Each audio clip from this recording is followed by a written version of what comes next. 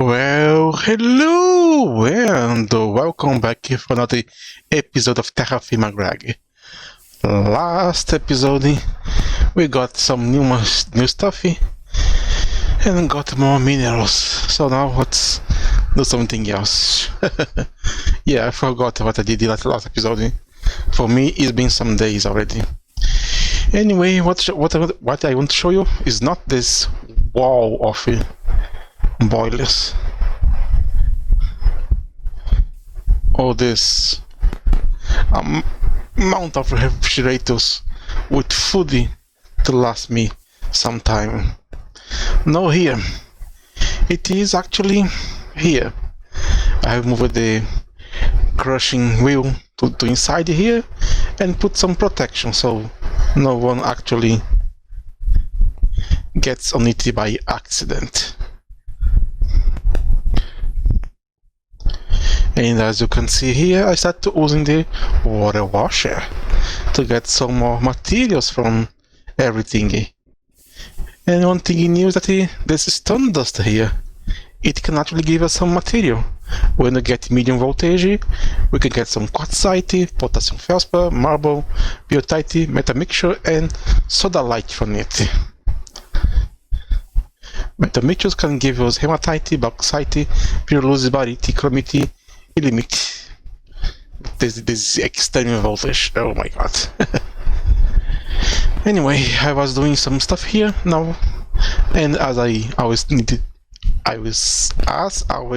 to keep hammering pig iron into hard carbon and high carbon into steel. I want to actually give me a little help here to make things more fast, because as they are now, one machine gobbles everything until then that's one. But the game do give us some tools to avoid that, but they are not that useful like in the past. I'm talking about the activity detector making the assembly with a redstone torch, an iron plate for some reason, and some soldering alloy. Soldering alloy is made by combining tin, lead, and antimony, and it is toxic. Just pick a stick here, some redstone, and craft the torches. Place the machine, the iron plate, give it the soldering alloy, and there you go. Now just wait a bit. While you wait this to finish, actually let's make some more basic materials that we have here, like this little electron tube here. I'm going to need at least 5 of it to work what I want. And then we combine this with some brass plates.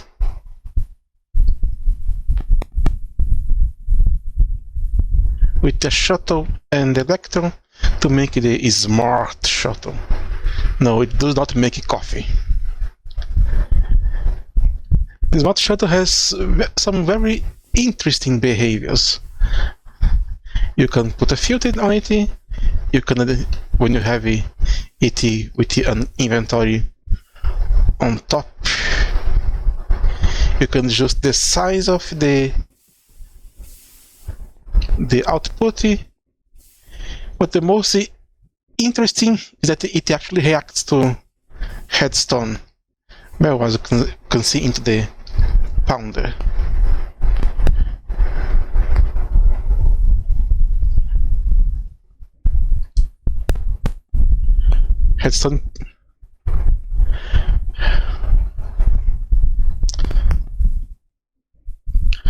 Redstone will prevent it from dropping items.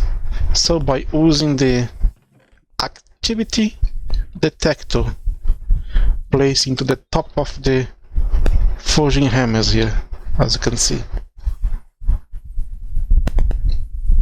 and placing the smart shuttles on it, all set to exactly one item at a time only.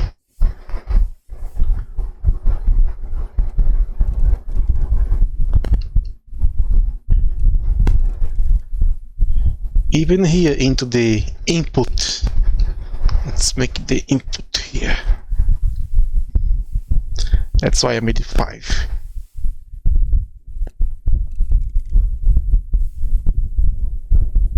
Let's take it out now. As you can see, now it's only going to get in one item at a time, and then send it to where the pipes at the top here, and enter the first one and machine. And when the machine starts working, it will do a redstone signal that you're gonna disable this to insert more. However, because this is not Greg Tech really, the transport here is actually too fast, and unfortunately not only one item per time you're gonna enter here. Most of the time you're gonna be 3 or 2 or maybe 4. As you can see that as I connect this, have one here processing, one here in the waiting, and another one into the shuttle. So it's they want to have 2 and 1 waiting, one waiting. But this is a way to actually make it more than a single machine work at a time. And now they're going to keep it doing this forever, as long as it has material. And now I have a way to actually guarantee that the more than one machine is working. I already have a setup like this, like that, for smelting here, because I move all that steam furnaces from there to here, and now we have then here, I have 5 here. When I just place the magnetite, in this case both got 2 of it, so 1 working, 2 waiting, and 1 waiting, that it's 4. That's why I'm not using more than we have it. But this is a way to actually guarantee it to keep going, so it's going to be a little more effective than before. And talking about the things here, the steam age here has this steam oven here.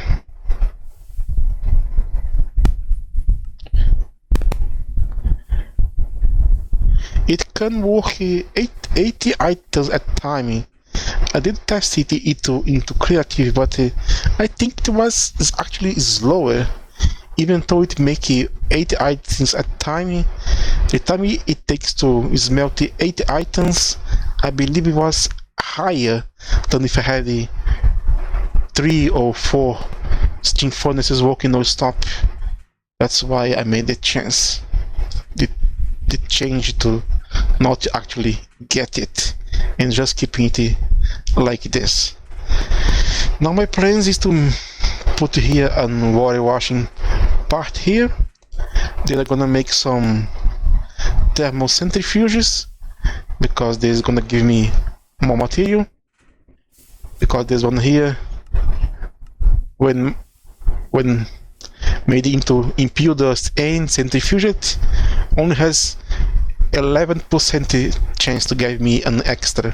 However, if I thermal it is 33% extra. And you get this one here that is equal to a bar. Later on, when I have the universal macerator, I'm gonna have an extra chance. But for now, this is more than enough for have a water washer, thermocentrifuges, and everything else.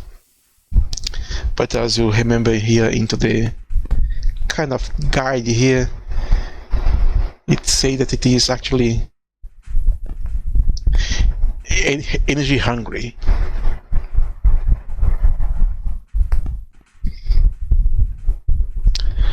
However, as you can see here, with the infinity water, infinity lava, it's just a question of building more boilers and more turbines to give power.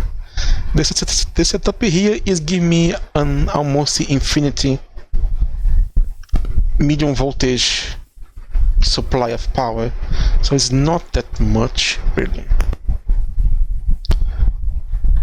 Got some lead, some silver, some sulfur. Now things are actually getting better. And by the way, the silver mine actually finished. Let's go see that. And I have another mine close by here, this time for nickel, to make that copper nickel stuff, and invar to actually make the electric blast furnace. I'm probably going to make this before the end of this episode here, so I can actually avoid the smeltery. So I made all this to automate the hammering of items, so I cannot need to do it anymore. As you can see, I get some good amount of materials, even some other ones here. I like to organize like this. It's be more interesting. It is at the 16i.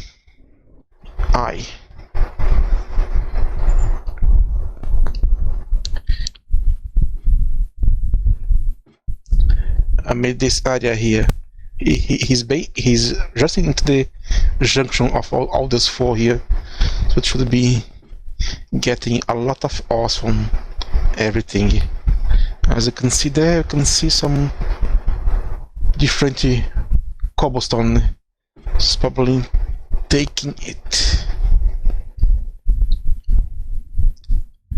Since it did not take this one here, immediately this is the range of it.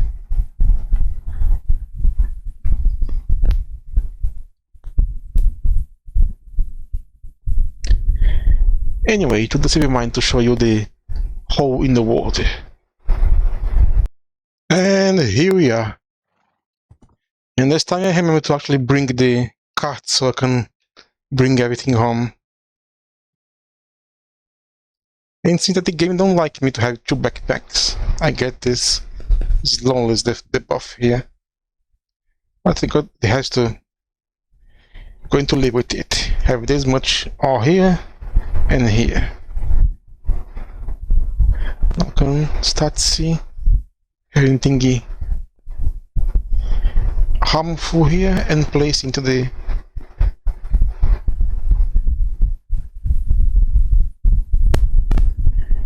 bag.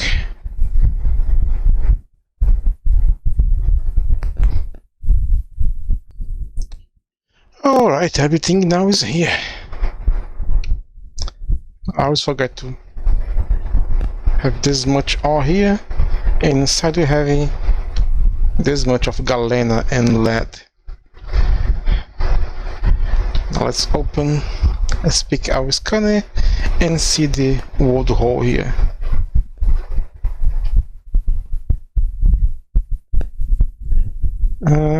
I was expecting a little bit more, to be quite honest. There seems to be a lot still left here.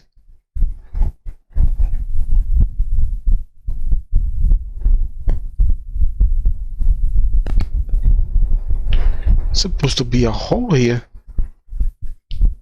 I don't get it. Well, anyway, I got enough ore here from here, so let's go home. I find it a bit strange because here into the limonite, it has left here empty part here, but there was still ores there, so I don't know what to think about it. Maybe it was out of the reach. I don't know. I know I have enough silver and galena for a while, so I don't need to actually worry about it. I already started making some invar. It's required to make the base of the blast furnace. I did want this for the block itself, and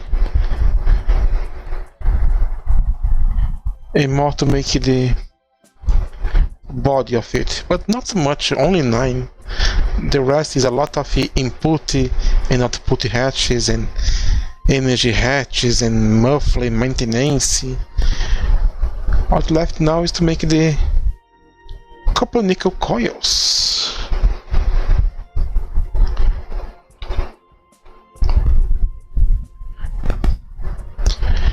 And as you might expect, it requires copper nickel wires and some bronze foil. And to make copper wicking wires, you require copper nickel. And to make copper nickel, you make nickel to copper. Does it make sense to you?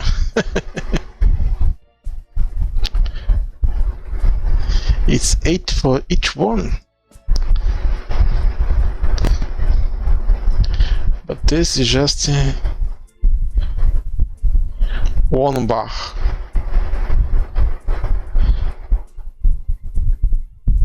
So require, wow, 80 bars, and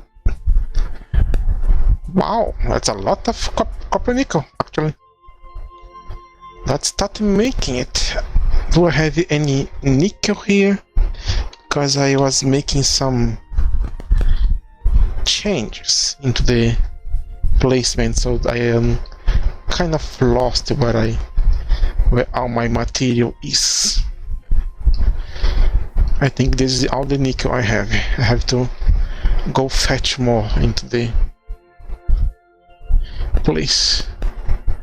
But anyway,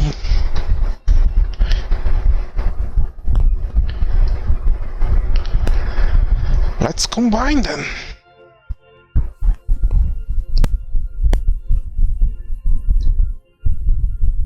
Alright, enough of delaying this.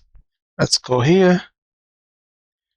Let's remove the cover from my steam furnaces.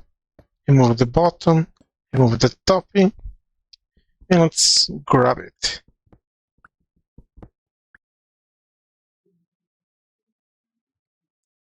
Why? Well, the answer is simple. They are going to become folder to make the electric blast furnace. But first need to make the invert stuff. Let's make some invert frames. It won't give me 2. So I need at least 3 of them. Because to make that step, I require to actually put it in the middle and surround with the invert plates. And then I need to do something with it that I don't remember. Wrench and hammer. So wrench here, a hammer in top. And it won't give us 2 of it. So 10 is the minimum I will need it. Let's make it everything. So we have a little bit extra. Now I can actually go ahead and electrical blast furnace main block. And for some reason I did not gain the achievement. Because he wants me to make the copper nickel coils before. Okay, let's do it. It's already everything here. 64 bronze foils and 64 copper nickels. Because we require 8 of each one to make 1 block. It requires 80 blocks for every layer of it, and there is 2 layers, so 2 stacks of 64. Just turn it on and you start fabricating. Of course, this requires tin alloy. It is just iron and tin. But let me be honest, all this process here to make everything here has cost me a lot of steel and other materials and copper and nickel. It was way more than I expected. But now at least I should have enough material to actually build it. So let's wait. While we wait it to be completed, let's make the minimum required materials to actually work it. First, we're going to require a muffler hatch. At least 1 is required. There it goes. Second, I'm going to require a maintenance hatch. It's also required.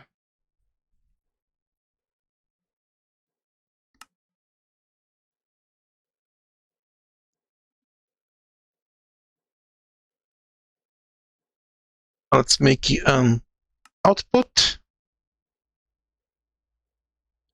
and one input for items. And now I need to make one for actually getting the oxygen it's required to make it. So at least one glass is required to actually make it the input hatch. All that left is to make it the energy one. But I don't think one is enough. I believe I need to make more than one. But for now, let's just make one to see how it goes. Assembly with the one magnetic rod and 16 fine steel wire. It's already here in my inventory, just waiting for the assembly to finish. And it's almost there. Almost. Alright, it is finished. So, wire and magnetic iron rod. It'll be so boring later on.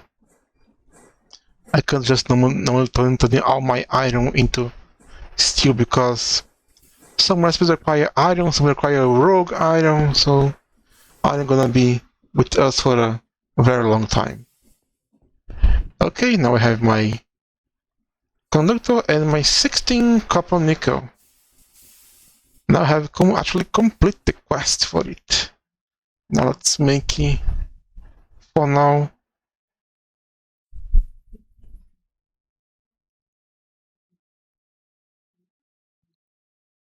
One energy hatch.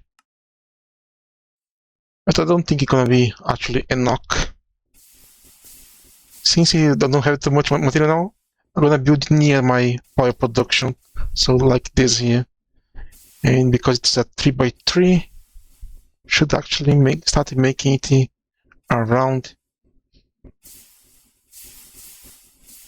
here. So let's put the output around here. Let's put the item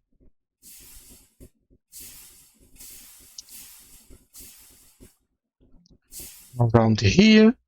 Put the multi-block into the middle. Then put some invar at the center.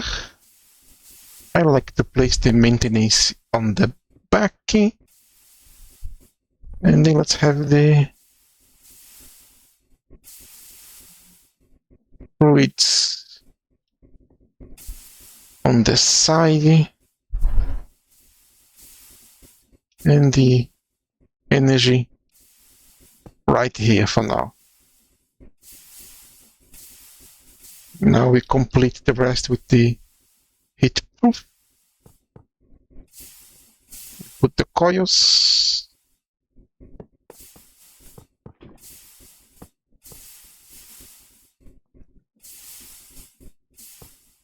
On top. And right here in the center goes the muffler latch. That needed to correctly set it to up. Now let's finish this.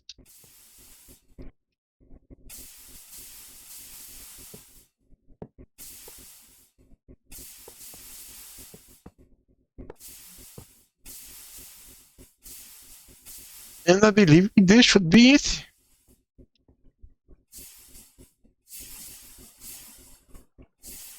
Yes, it is actually okay.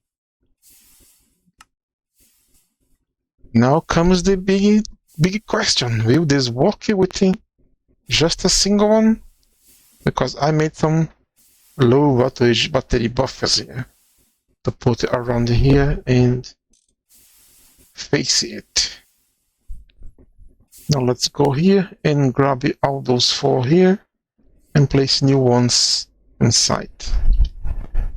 Then adjust with this one here and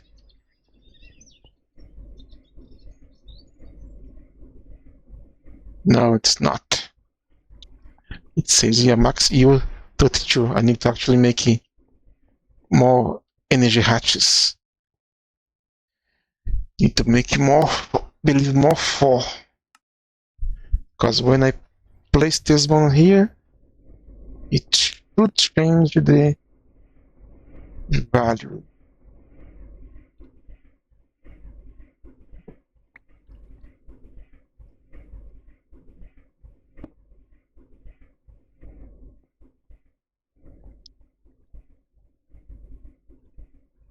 It says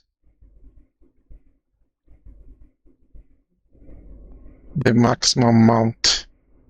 This don't make too much sense, if you ask me. But okay.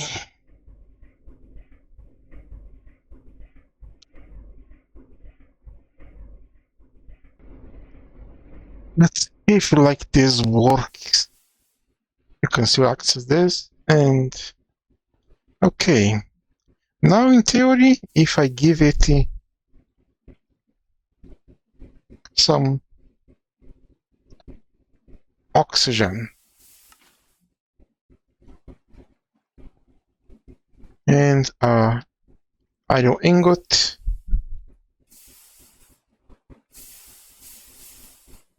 it should work at some time, but first I need to actually fix this problems here.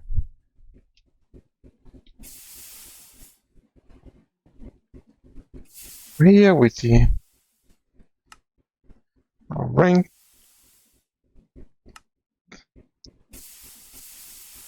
soft hammer.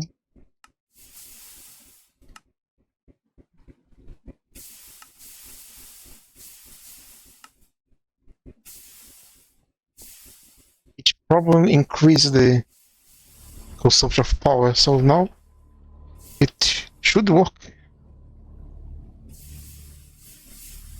And there we go.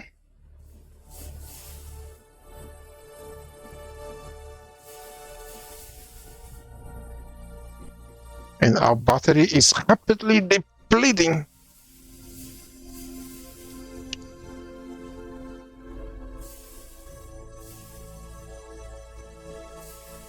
So now I can make steel here and not here. So all this structure here is now completely and utterly useless because I can make it steel there. And even if I still need the head steel to make the machine holes, I can smelt it on the arc furnace. So all of this can disappear. That's not funny. Anyway, next step now is to actually smelt some aluminum. We have a green sapphire or the sapphire itself.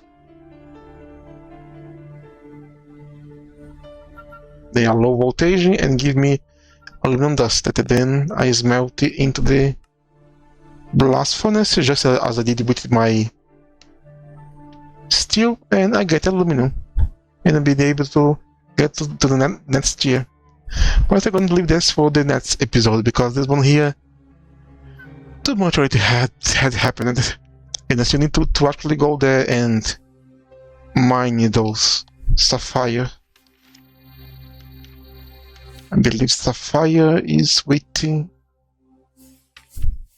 Amandite sapphire and green sapphire. I need to find it.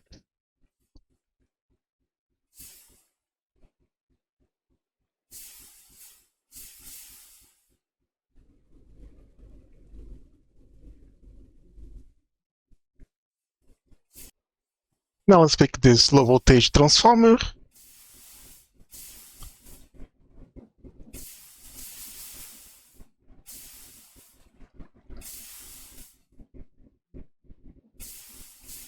To place it down here, but I fell down here and they gave me, it's not allowing me to go back. So I have to break my floor so they can fall, take damage, and recover what I really want.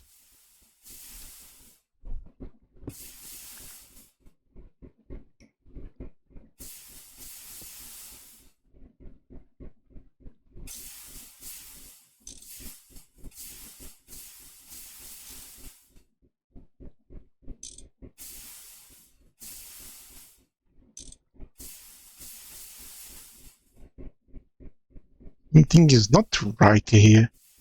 Let me confirm it so it don't explode. Why is that?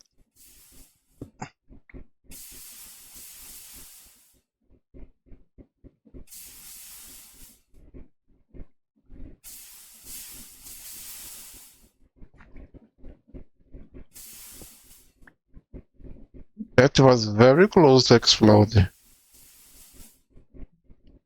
That was ridiculously close to explode.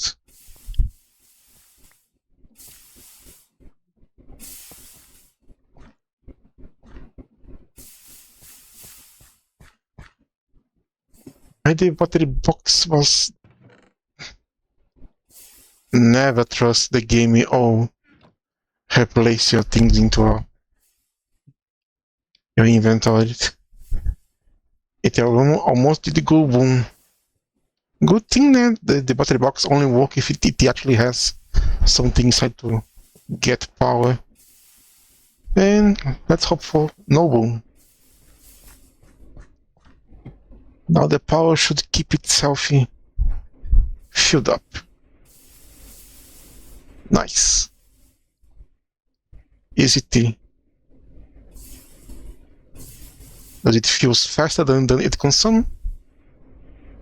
No.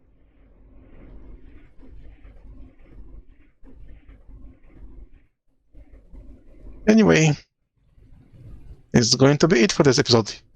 This was Ungod. Thank you so much for watching.